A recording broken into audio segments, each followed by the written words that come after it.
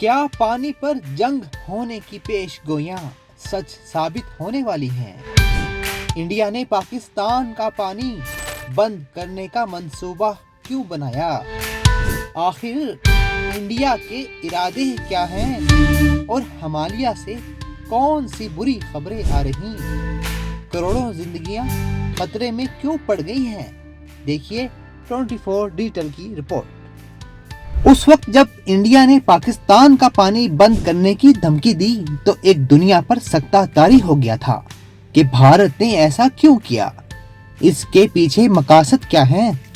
اب ذرائع نے بھارت سے ہی دعویٰ کیا ہے کہ بھارتی حکومت کے اس مذموم اقدام کے پیچھے ایک رپورٹ ہے، اور یہ رپورٹ ہے international centre for integrated mountain development کی۔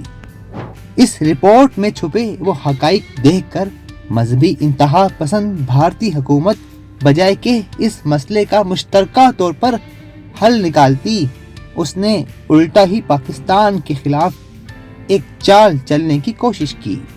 International centre for integrated mountain development کی رپورٹ میں کہا گیا کہ ہمالیہ کے پہاڑی سلسلے پر برف باری میں کمی دیکھی جا رہی ہے۔ ہندوکش اور ہمالیہ کے پہاڑی سلسلے پر برف باری 23 برس کی کم ترین سطح پر پہنچ گئی ہے۔ کروڑوں انسانوں کی زندگی خطرے میں ہے۔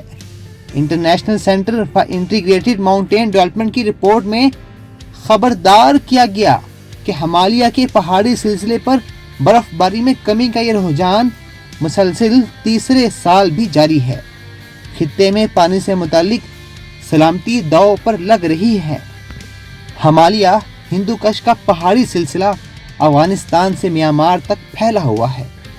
براعظم انٹارکٹیکا کے بعد برف اور گلیشیئرز کے سب سے بڑے ذخائر اسی خطے میں ہیں۔ یہ ذخائر تقریباً 2 ارب انسانوں کے لیے تازہ پانی کا اہم ذریعہ ہیں۔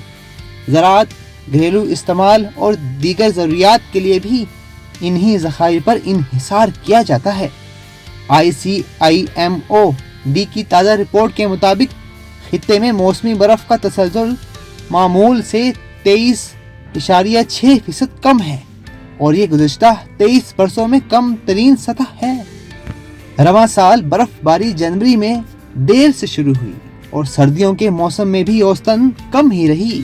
اس کمی کے نتیجے میں دریاؤں کے بہاؤ میں ممکنہ کمی، زیر زمین پانی پر انحصار میں اضافہ اور خشک سالی جیسے خطرات بڑھ گئے ہیں۔ خطے کے کئی ممالک نے پہلے ہی خشک سالی کا انتباہ جاری کیا، جبکہ فصلوں کی پیداوار اور پانی کی دستیابی بھی خطرے میں ہے۔ یہ صورتحال ان آبادیوں کے لیے مزید پیچیدہ ہے جو طویل، شدید اور بار بار آنے والی گرمی کی لہروں سے نبرد آزما ہیں۔ پاکستان، افغانستان، بنگلہ دیش، بھوٹان، چین، بھارت، میانمار اور Nepal international centre for integrated mountain development کے رکن ممالک ہیں۔